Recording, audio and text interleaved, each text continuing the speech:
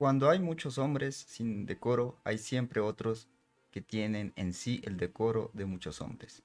Esos son los que se rebelan con fuerza contra los que se le roban a los pueblos su libertad, que es robar a los hombres su decoro. José Martí.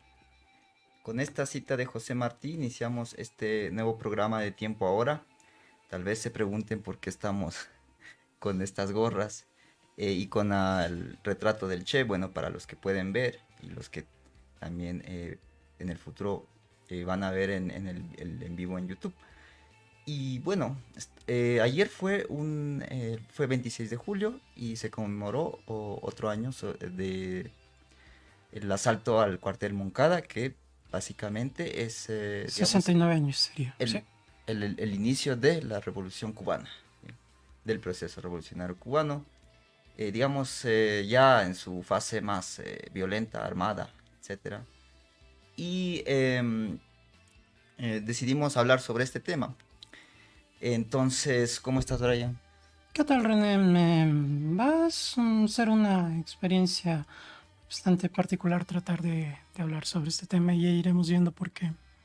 Bien, pero para iniciar, vamos a iniciar con una canción que es de Noel Nicola, que se llama ¿Qué hay? Y forma parte del álbum que se llama 26 de julio, Los Nuevos Héroes. y en el cual participan pues ya el famosísimo Silvio Rodríguez y también el otro famosísimo Pablo Pablo Milanés. Milanés. Noel Nicola creo que es uno de los menos conocidos de esta generación, Es pero decir, después de Silvio y Pablo vendría a ser él. sí.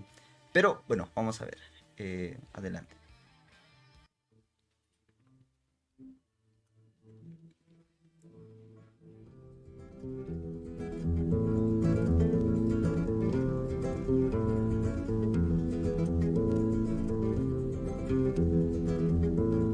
¿Qué hay delante de la vida, por detrás de la muerte, al lado del amor?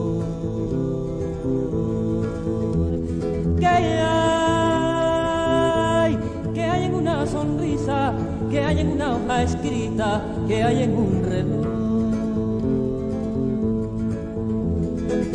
Lo cotidiano se agiganta ante los ojos, pues que los ojos se hacen grandes para verlo, de los participantes en la historia, de los que tuvieron la acción entre los dedos, la gente como yo que por entonces no vivía aún, o que era niña o niño aún, quiere saber qué olor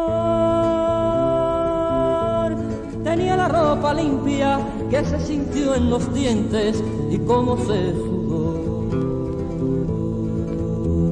¿Qué hay delante de la vida, por detrás de la muerte, al lado del amor?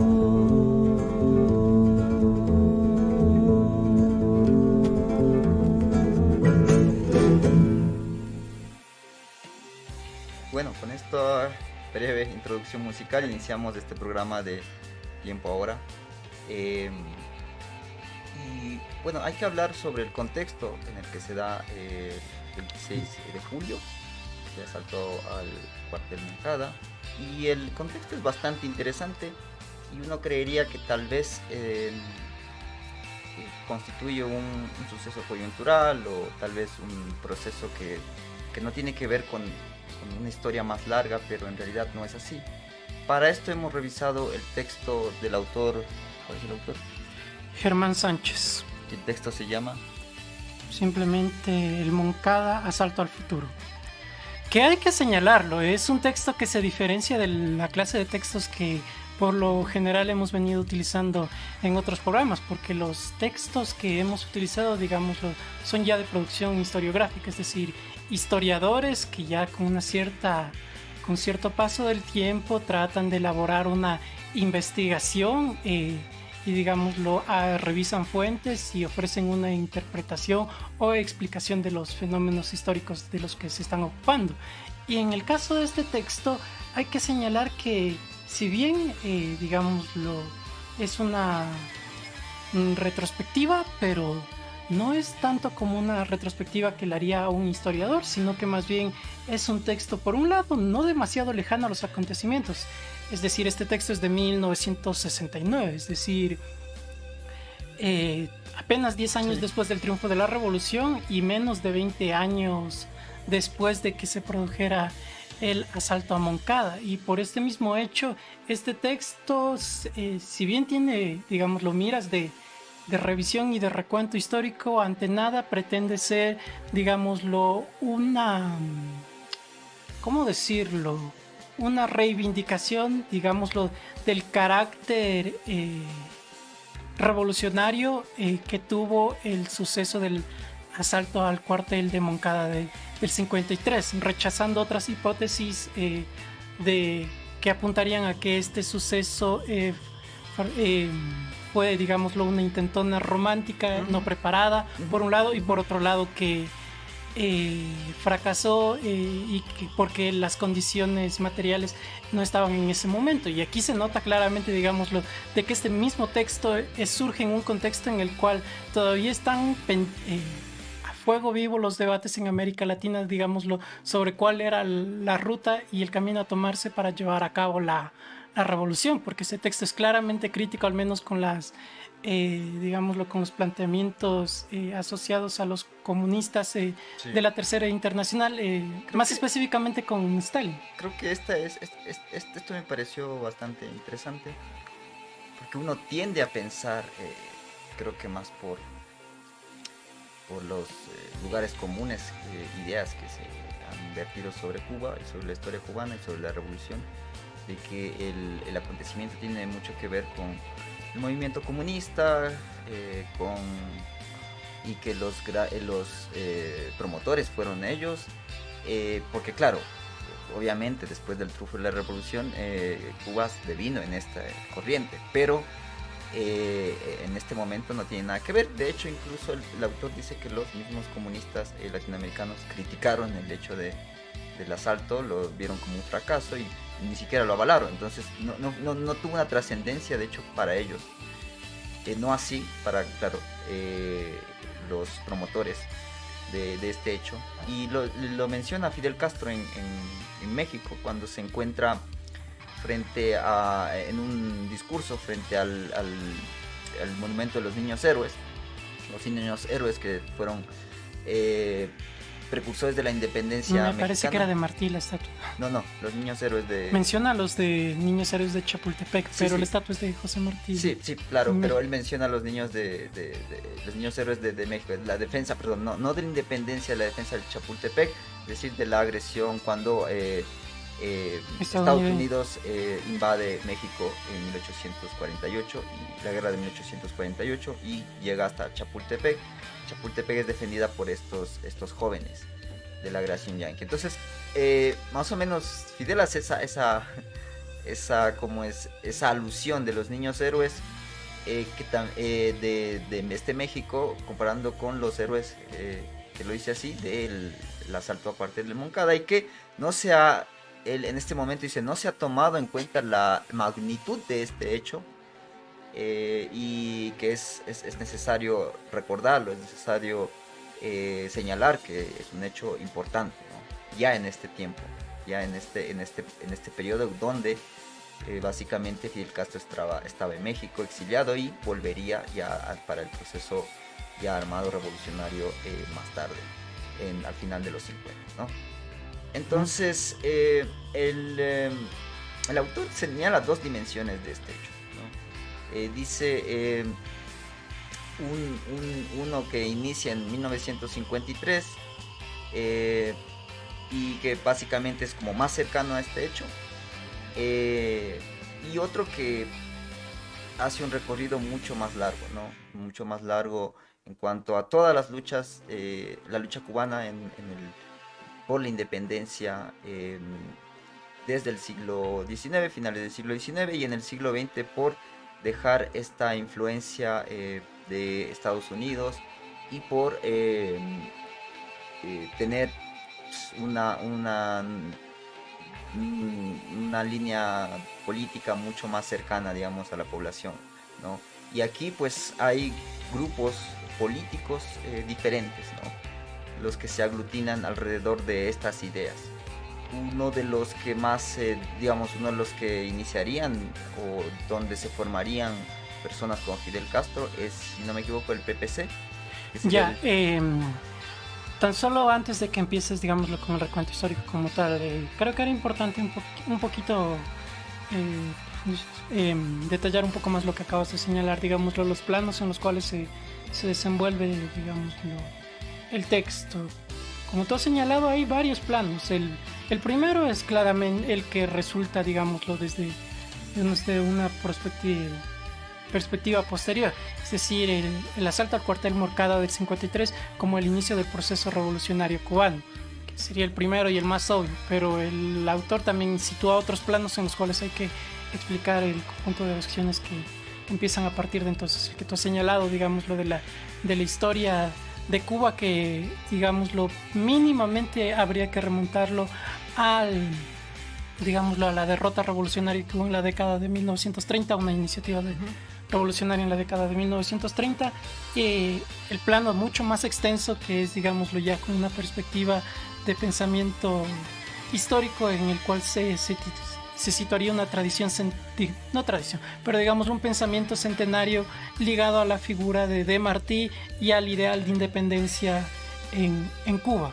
que es lo que tú señalabas. Y el último plano que ya lo mencionamos al inicio del programa, que igual hay que insistirlo, que es el de, digámoslo, el carácter revolucionario del asalto de Moncada, lo cual nos remite a la situación de no solo de Cuba, sino de América Latina y de, digámoslo, los debates en torno a la revolución, lo cual involucra debates, digámoslo, en torno al comunismo y la línea oficial de los partidos comunistas y de los sectores revolucionarios en ese momento. Entonces, puntualizado, digámoslo, todos estos planos, habría que comenzar con lo que tú señalabas, es decir, hablando de la conformación de los sectores políticos en Cuba al momento a finales de la década de los 40 y la década de 1950, teniendo claro este antecedente de 1930 de la década de 1930, del proceso revolucionario de 1933,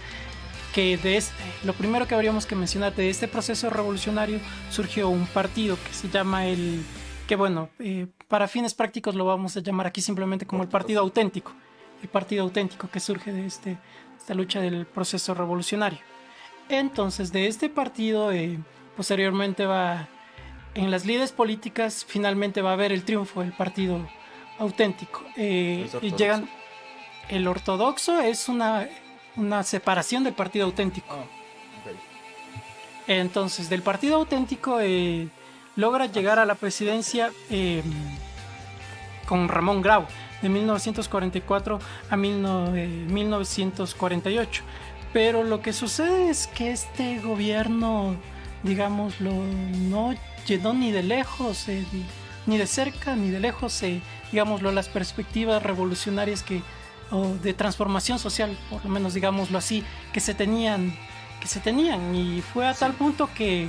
Y eran muchas las expectativas que se tenían alrededor de esto, que fracasaron, obviamente. A tal punto que para las elecciones de 1948 lo que sucede es que el Partido Auténtico cambia de candidato, es decir, y termina lanzando a Carlos Prío, que igualmente, digámoslo, el gobierno de Prío vinculado al Partido Auténtico va a estar caracterizado por corrupción y falta de medidas, digámoslo, en beneficio de la población cubana. Y es en esta situación que va a surgir una decisión al interior del Partido Auténtico. Entonces se va a escindir un sector del Partido Auténtico y va a pasar a conformar lo que se llama el Partido del Pueblo Cubano, que para fines prácticos lo vamos a llamar el Partido Ortodoxo.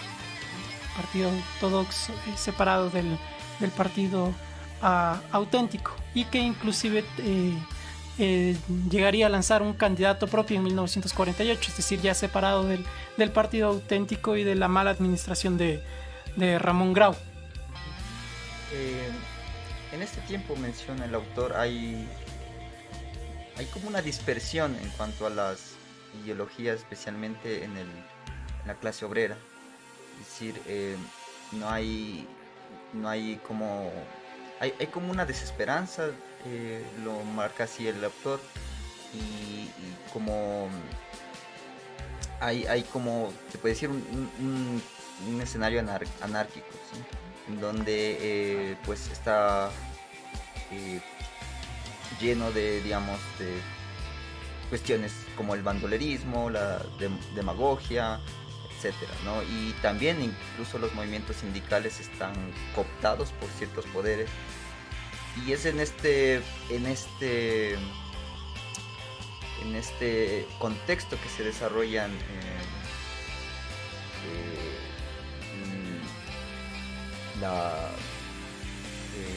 el golpe de Estado. ¿O podemos hablar antes de esto? No, creo que es necesario precisar.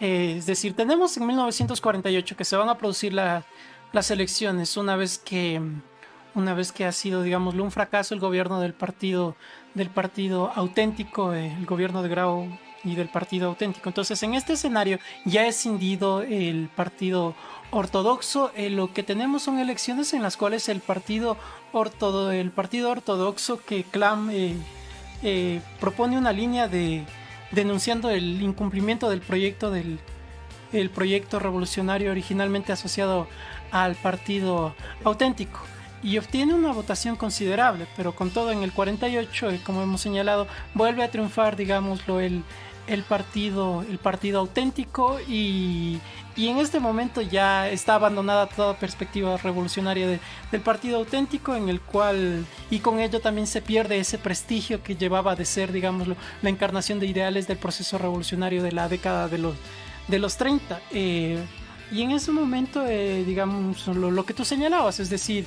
la oposición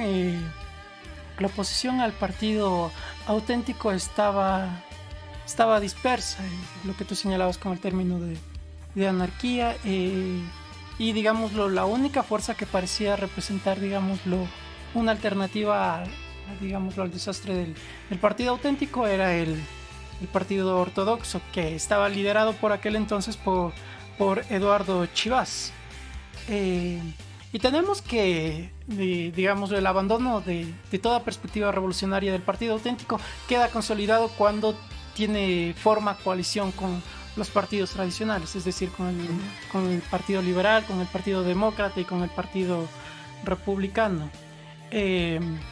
Entonces, teniendo todo esto, lo que tenemos en perspectivas es, digámoslo, tras el fracaso de los gobiernos de Grau y de Carlos Prio, las elecciones de 1952. Entonces, ¿cuál es el escenario que tenemos para el 52?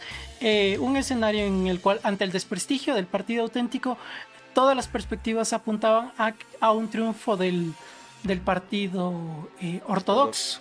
Partido ortodoxo. ¿Y qué es lo que sucede ahí? Lo que ya tú mencionabas, que es uno de los candidatos con menos perspectivas. Sí. Tenía que es Batista, sí. Fulgencio Batista lleva a cabo un golpe contra el gobierno de Prio. Sí. Y claro. Este golpe es un golpe más en medio de un escenario de desconcierto y de, como lo mencionamos, una dispersión ideológica, y el golpe aprovecha esta dispersión ideológica, esta dispersión entre diferentes partidos, posturas políticas, y se da paso a esta dictadura de Fulgencio Batista, que, como decimos, era uno de los menos opcionados, pero que toma el poder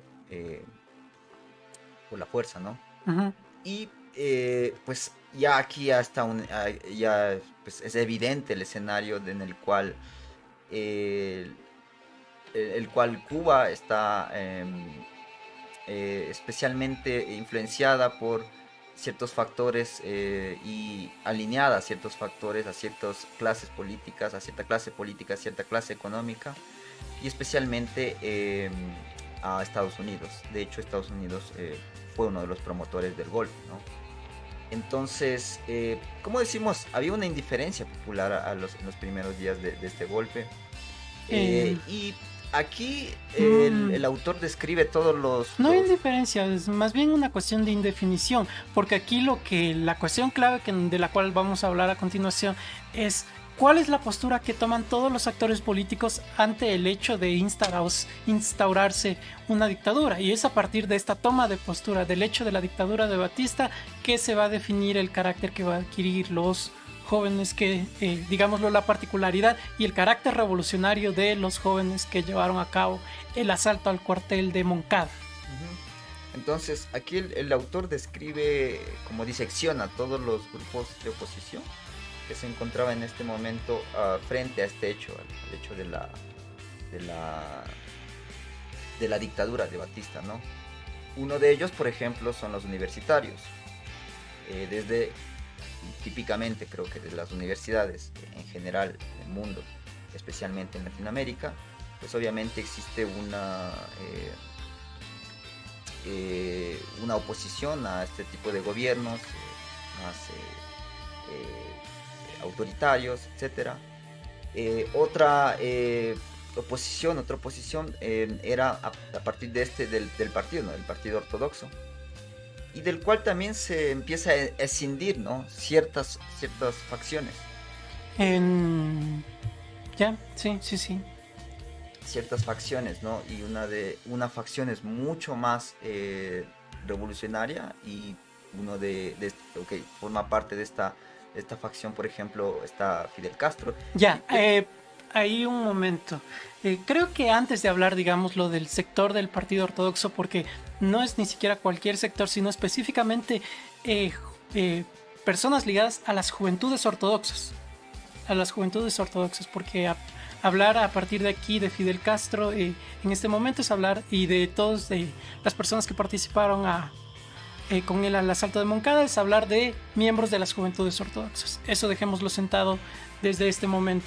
Pero antes de hablar como tal de las juventudes ortodoxas, hay que hablar del resto de actores, como te señalaba. Es decir, primero nos toca hablar del partido ortodoxo como tal, de la postura del partido ortodoxo, y luego vamos a tener que hablar, digamos, de los otros actores políticos que hemos mencionado, la misma actitud del partido auténtico, y digámoslo, como es de esperarse, también la actitud de los liberales, demócratas y republicanos. Entonces, dicho esto, era claro que iba a surgir una oposición a la dictadura instaurada de Batista, pero en qué términos se plantea esta oposición a la dictadura de Batista es lo que hay que analizar, porque la postura oficial que adopta el partido ortodoxo es primero obviamente denunciar al gobierno de Batista, hacer un llamado a que se instaure un gobierno neutral que convoque inmediatamente a elecciones. Desde el punto de vista regional lo hace, ¿no? Es decir, internacional para un llamado a la OEA. A la OEA, a la OEA, y a que se restaure la constitución política de 1940. Entonces la fórmula, como digo, se reduce a gobierno neutral y elecciones libres. Y en teoría, digámoslo, la postura es claramente de oposición a la dictadura, pero como lo señala el autor, digámoslo, en aquel momento, y dadas las circunstancias de la dictadura de Batista, es claro de que esta postura de limitarse, digámoslo, a las formalidades políticas era una postura restrictiva, es decir, que no, como no era el momento de esta postura. Sí, y esto lo recupera muy claramente a través de un artículo que aparece, recuerdo crítico del PPC, que es escrito por nada más ni menos utilizando Alejandro, pero era en realidad Fidel Castro, y creo que, digamos, ahí resume todo ese pensamiento y la cuestión, lo plantea así, de esta forma, y cito: el momento es revolucionario y no político. Es decir, no, la salida no es política, no es con las formalidades que Brian mencionaba, sino desde el punto de vista revolucionario, y nosotros pues podemos pensar qué implica eso, ¿no? Ajá, a un partido revolucionario debe corresponderle una dirigencia revolucionaria joven y de origen popular que salve a Cuba. Es decir, desde aquel momento ya, digámoslo, tenemos claro de que la oposición al gobierno de Batista tenía que definirse en términos claros. ¿Y cuáles eran los términos? Vemos que para Fidel en aquel momento era el momento de una acción revolucionaria, no era un momento, digámoslo, de formalidades de la política, que era en los términos en los cuales se planteó el partido ortodoxo, es decir, la postura oficial del partido ortodoxo. Y los términos en los que, digamos, estaban un poco alineados más el resto de sectores en oposición, los estudiantes, universitarios, también tal vez desde el plano de vista político internacional, también, claro, había un rechazo a una dictadura, obviamente. Pero todos estos planteamientos eran, como lo decimos, de una forma, desde un punto de vista formal, desde un punto de vista de una salida política que, como decíamos, parte de la juventud ortodoxa, representada por Fidel Castro, no la aceptaba y tenía clara, digamos, el panorama, cuál era la solución. Y inclusive dentro de esta perspectiva formalista, el mismo autor lo señala que estaban divididos en debates bizantinos, es decir, en qué términos se debía dar esta oposición formalista a la dictadura de Batista. Y, si escribimos un manifiesto, bueno, él señala dos posturas, la pactista, que es formar un frente de oposición conjunto, o la independentista, que era mantener, digámoslo, la línea autónoma del partido. Es decir, lo que discutían era en qué términos vamos a hacer la oposición formal a Batista, y no, digámoslo, lo que para Fidel Castro y, digámoslo, los jóvenes de la juventud ortodoxa era la disyuntiva, es decir, el formalismo o la postura civilista o la acción revolucionaria. Entonces, bueno, tampoco es que los otros actores tuviesen una postura más, digámoslo, más revolucionaria, es decir, todo era del formalismo a la claudicación. Y eso lo podemos ver también en los sectores los sectores universitarios, lo que tú mencionabas anteriormente, y también los otros sectores como los liberales, demócratas y republicanos, que de plano casi al momento se alinearon con Batista. Sí, y bueno, yo creo que llega el momento de analizar la juventud revolucionaria, la juventud ortodoxa, en la generación del centenario. Sí. Y claro, aquí el autor se hace esta pregunta de qué valores ideológicos surgieron de estos jóvenes de la década de 50 y cómo se explica a estos y no otros que hayan sustentado el ideal común de la generación del centenario en este cambio revolucionario, ¿no? Entonces, aquí el autor hace un recorrido histórico mucho más largo y también analiza el periodo en el que se desarrolla, y por eso es interesante, como lo mencionaba Brian y lo mencioné también yo. Uno tendería a creer que la Revolución Cubana fue llevada a cabo y apoyada por grupos relacionados, por ejemplo, a los comunistas, y claramente no lo es así. Pero también hay que tener en cuenta todos estos antecedentes, ¿no? La Revolución del 30, la Revolución fracasada del 30, toda la formación de esta juventud ortodoxa, los planos que señalábamos anteriormente, es decir, digámoslo, la situación de América Latina en un momento de Guerra Fría, la postura, digámoslo, del que debía ser, digámoslo, del comunismo, la postura internacional del comunismo y de los partidos comunistas en ese momento, y finalmente, como señalábamos, el ideario de independencia, principalmente vinculado a la figura de José Martí. Sí, y justamente relacionada a esta figura está el hecho del independentismo, o sea, la idea más, una de las ideas centrales de la revolución, que es la independencia y la no claudicación ante los intereses extranacionales, ¿no? Exteriores, como la de Estados Unidos, que era una postura claramente vinculada a Martí. Entonces, todos estos ideales convergen en este proceso revolucionario, cómo empieza, ¿no? Cómo está estructurado y cómo está pensado, y más no, como le decíamos, desde el punto de vista de todos estos actores, es decir, se puede decir que es un movimiento que nace desde las mismas proceso histórico y desde el mismo pensamiento cubano, así puesto como ideales como el independentismo, ideales como una políticas sociales amplias, reestructurar el Estado, etcétera. Es decir, es como, y también obviamente una lucha contra el imperialismo, el sistema colonial, neocolonial, etcétera, ¿no? Y claro, hay que mencionar también esta cuestión de cómo se piensa comúnmente la revolución a través del marxismo, y claramente no lo es así, o al menos en este periodo no influye mucho este tipo de pensamiento.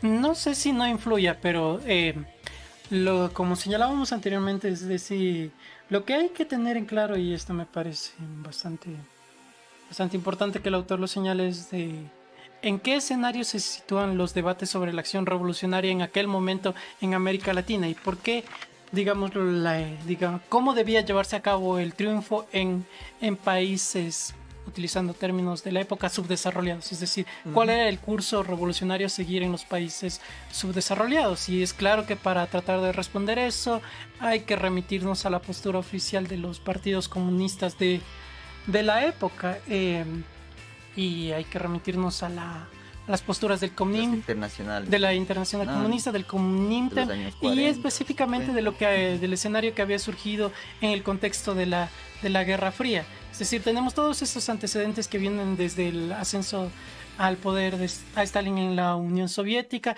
y cuál es el curso que debían tomar en acción los partidos comunistas, y todo, digámoslo, para resumirlo muy groseramente, la perspectiva es la del Frente Amplio, la de la conformación de un Frente Popular, en el cual, digamos, los comunistas deberían desempeñar un papel destacado en la conformación de este Frente Popular, que estaría también participando sectores de la burguesía, otros sectores aparte de los trabajadores, como lo hemos señalado, en miras de formar un frente de alcance antiimperialista. Es decir, sí, claro, las posturas son mucho más heterodoxas. No heterodoxas, es decir, con miras de reivindicaciones burguesas, es decir, llevar a cabo lo que se llamaba una revolución democrático burguesa. Mucho más pragmáticas. Es decir, los ideales asociados a la burguesía, es decir, de paz, libertad, democracia. Eso era lo que se tenía en mente. Frente Popular para llevar a cabo una revolución democrático burguesa que adelante las ideas de paz, democracia, libertad. Porque aquí, recuperando, igualmente me parece importante, aquí recupero un discurso de Stalin en el cual Stalin dice: la bandera de las libertades democrático-burguesas, la burguesía la ha arrojado al mar. Yo pienso que os corresponde a vosotros, representantes de los partidos comunistas y demócratas, levantarla y llevarla adelante. Es decir, esa era la perspectiva de la acción, de la teoría revolucionaria que, digámoslo, predominaba en aquel momento en América Latina, y lo cual permite entender por qué la acción, digámoslo, una acción revolucionaria como la de la juventud ortodoxa que lleva a cabo el asalto a Moncada es vista con contrariedad, sí, o al menos no con confusión, con recelo en toda Latinoamérica, ¿sí? Y claro, es decir, yo creo que aquí también hay una cuestión que analizar, una cuestión muy interesante de por qué en Latinoamérica se producen este tipo de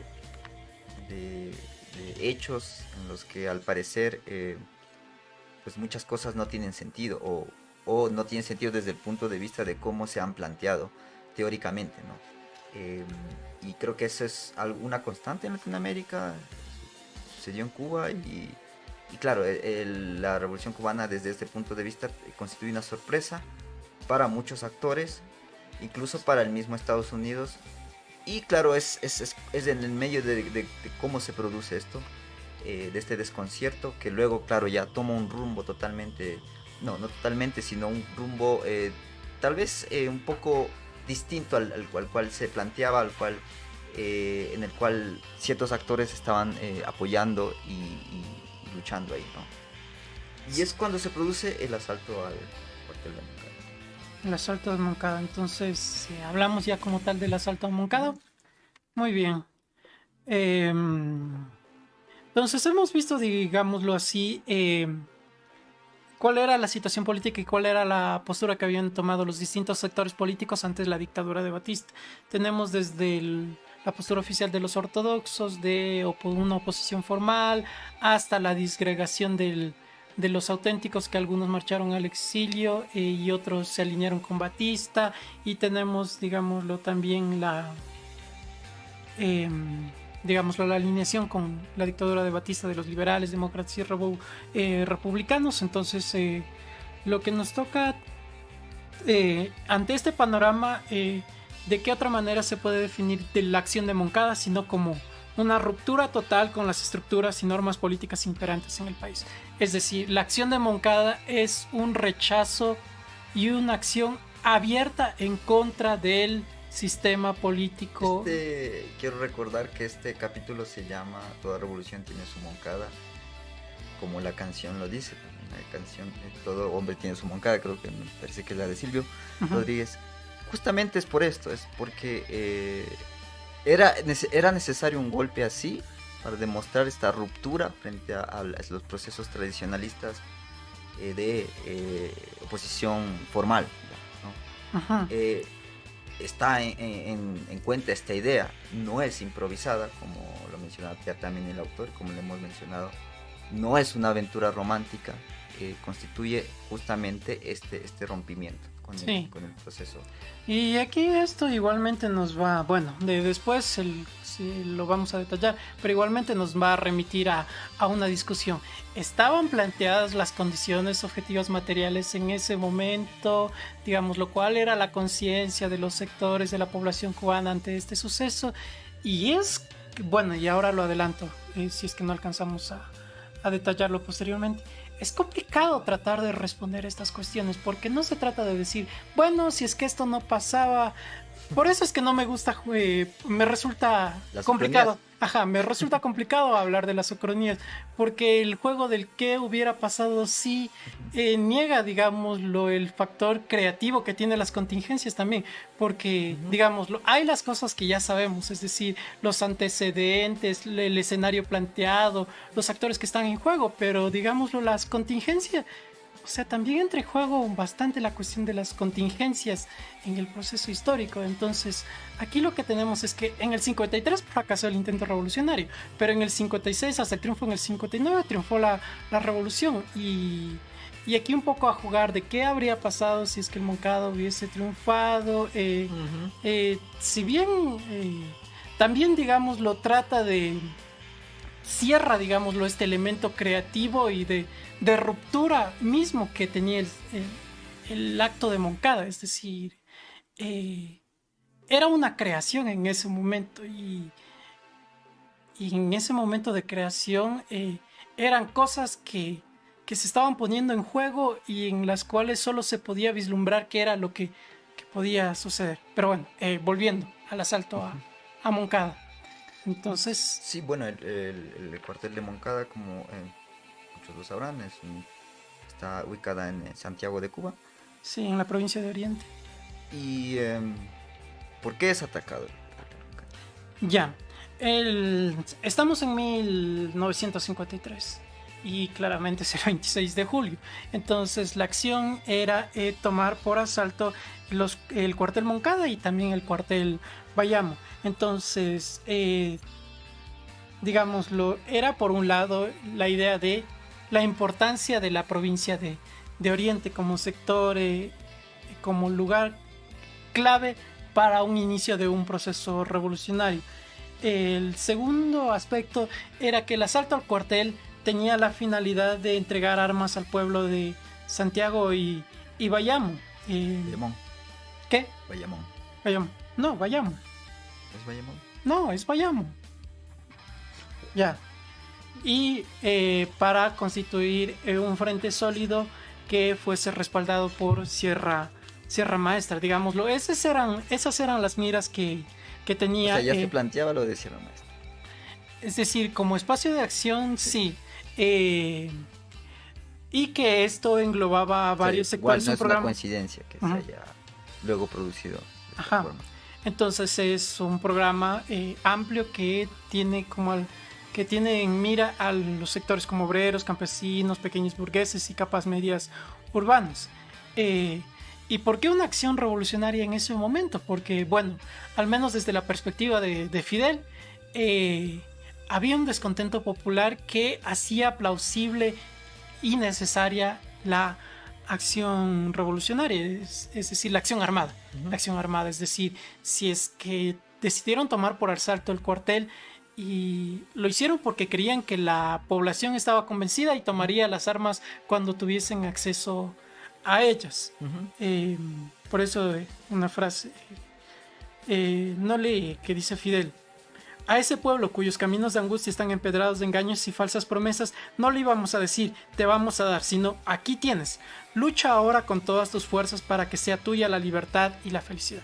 Es decir, la determinación de que el camino era tomar las armas porque la población estaba descontenta y lo haría. Ante ese descontento estaría decidida a tomar las armas. Y también había una posibilidad de contingencia, es decir, en caso de que fracasara el ataque al regimiento, había la lucha en la montaña. Que es pero- como finalmente se termina dando, ¿no? Bueno, sí, posteriormente, pero digámoslo, en el accionar mismo, bueno, ya sabemos evidentemente que el asalto a Moncada fracasó y también quedan explicadas las razones. Fidel explica, digámoslo, los aspectos técnicos y de nuevo las cuestiones de los azares, porque no es que haya habido factores inevitables que llevaron al fracaso del asalto de Moncada, sino que eran cosas que pasaron y ya, y que porque pasaron llevaron a que Claro. esta iniciativa revolucionaria inicial Así como podría haber fracasado la misma revolución posteriormente, ¿no? También ciertos, muchos campos contingentes, también muchas secciones que se pudieron ser así, ¿no? De nuevo, es un juego de pura especulación y el mismo autor lo señala. ¿Qué habría pasado si es que en el 56 quienes los miembros del Granma hubiesen sido todos aniquilados? ¿Qué es lo que estarían escribiendo los autores posteriormente? Si no había, del barco, que era un barco, no había las condiciones materiales y no había la subjetividad. Es así, inevitablemente lo que sucedió condiciona las formas en las cuales podemos interpretar eso. Y de nuevo es un juego de digámoslo, como diría otra canción de Cecilio Rodríguez, causas y azares. Es estas dos cosas en juego, es decir, los factores antecedentes de toda acción, pero al mismo tiempo las mismas contingencias que van surgiendo en el curso de la acción. Pero bueno, todo esto para resumir lo Creo que los hechos como los procesos revolucionarios es mucho más claro, es como mucho más plausible especular, porque las situaciones son dramáticas, ¿no? Y se llega a un punto en el que se pudo haber muchísimas vías de desarrollo de los acontecimientos. Bueno, todo esto, como dije, para señalar de que la retaguardia que iba a participar del asalto tomó una calle equivocada, entonces la vanguardia no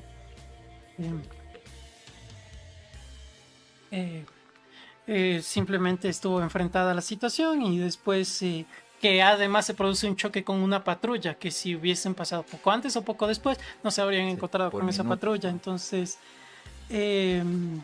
bueno, la idea es que, como hemos señalado, fracasó el ataque a Moncada, y como hemos señalado, esto nos remite de nuevo a los términos en los cuales después se trató de interpretar el acto de Moncada, es decir, fracasó. ¿Pero por qué fracasó? Porque inevitablemente tenía que fracasar, porque no habían condiciones, por estos azares que hemos mencionado anteriormente, y digamos, lo cual habría sido el curso de acción que debería haberse tomado para que no fracase, etcétera. Entonces, creo que aquí, como digo, nunca va a estar del todo cerrado esto. Entonces siempre va a quedar, digámoslo, este espacio de lo, por decirlo de alguna manera, lo indecible en torno a la acción misma, es decir, una acción que se planteó como jugarse a una sola carta, como lo señala el mismo autor.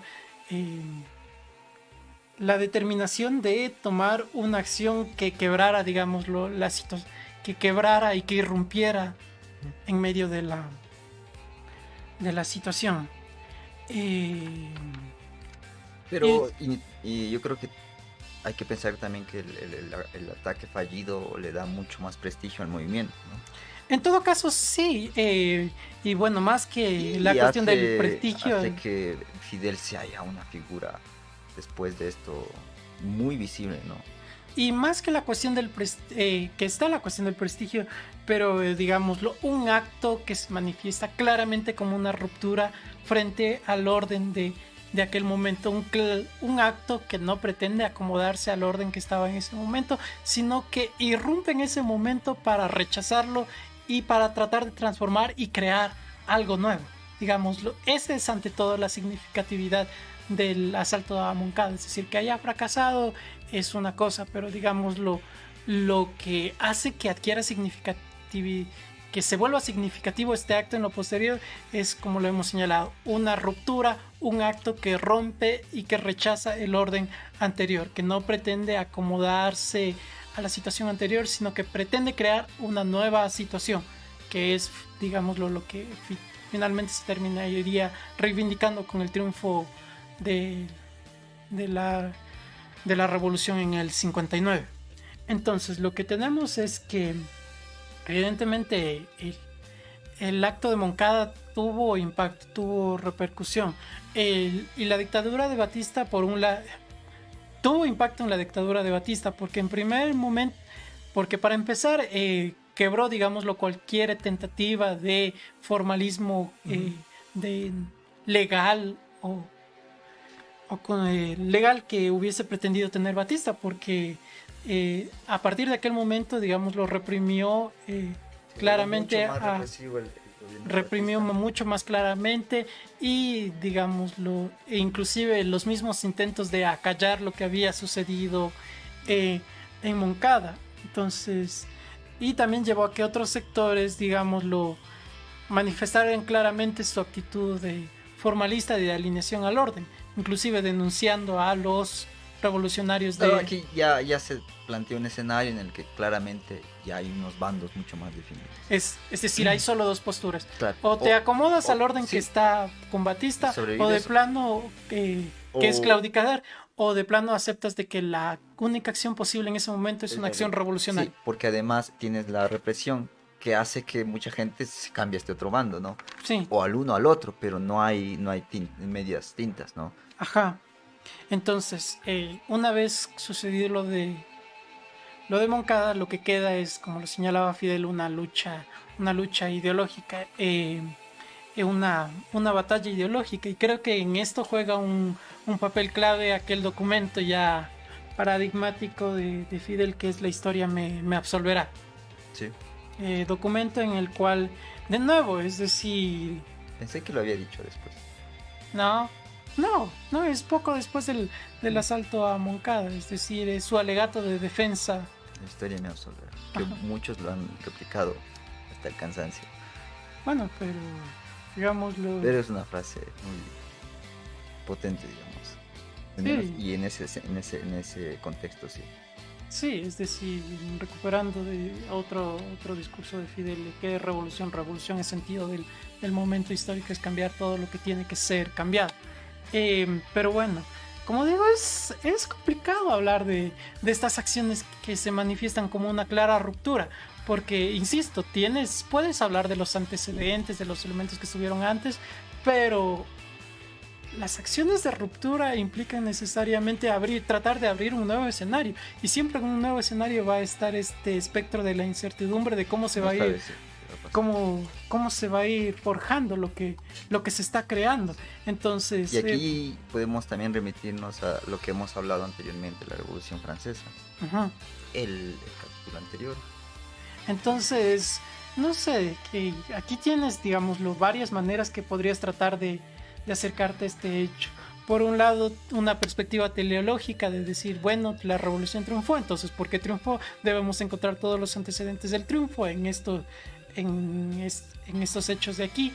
O la otra elemento que es también... Y también creo que de aquí surge esta idea de que se podría expandir la revolución. Es decir, tenemos una fórmula y vamos a aplicarla en otros países. Y ciertamente no funcionó, ¿no? No, esto nos remite a otro debate, es decir, no recuerdo si es que lo mencionamos en los 60 globales, me parece que no, pero es el triunfo de la Revolución Cubana en el 59, porque te das cuenta, es tanto el peso de los hechos del 59, es decir, el triunfo de la revolución es tanto que inevitablemente te condiciona lo que puedas decir o hablar del 53. Se supone que estamos hablando del 53, pero al hablar del 53 ya nos hemos deslizado a hablar del 59. Entonces siempre hay un riesgo en esto, porque tratar de hablar del 53 y remitiéndose al 59 ya te ponen una perspectiva teleológica. Y eso es algo que como historiadores tratamos de evitar, pero te das cuenta de cuán difícil es tratar de evitar estas perspectivas teleológicas. ¿Te das cuenta? Bueno, por un lado, tratar de rechazar esta perspectiva teleológica, y también el autor, al hablar del discurso de Moncada, rechaza otra perspectiva, que es, digamos, lo que Foucault llamaría la perspectiva